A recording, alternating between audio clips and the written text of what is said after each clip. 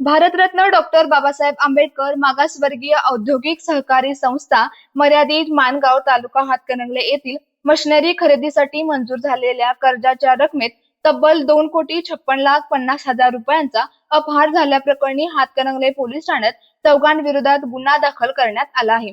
या प्रकरणी सहकारी संस्था इचलकरंजी येथील लेखा परीक्षक फिरोज दस्तगीर मुजावर वय वर्ष 49 यांनी शासनातर्फे फिर्याद दिली आहे। त्यानुसार महादेव सखाराम आरे राहणार माणगाव, आनंद ईश्वर आसबे राहणार इचलकरंजी, दूधगंगा वेदगंगा एंटरप्राइजेसचे संबंधित व्यक्ती तसेच ओम इलेक्ट्रिकलचे संबंधित व्यक्ती यांच्या विरुद्ध गुन्हा नोंद करण्यात आला आहे। पोलिसांनी दिलेल्या माहितीनुसार सन 2012 ते 18 डिसेंबर 2023 या कालावधीत संशयितांनी संगनमत करून महाराष्ट्र शासनाच्या समाज कल्याण विभागामार्फत औद्योगिक मशिनरी खरेदीसाठी मंजूर झालेले कर्ज संस्थेच्या नावावर उचलले। मात्र प्रत्यक्षात मशिनरीची खरेदी न करता पुरवठादारांच्या नावाने धनादेश काढून 2,56,50,000 रुपयांचा अपहार केल्याचा आरोप करण्यात आला आहे। लेखा परीक्षणादरम्यान हा प्रकार उघडकीस आल्यानंतर शासनाची आवश्यक परवानगी मिळण्यास वेळ लागल्याने गुन्हा दाखल करण्यास विलंब झाल्याचे फिर्यादी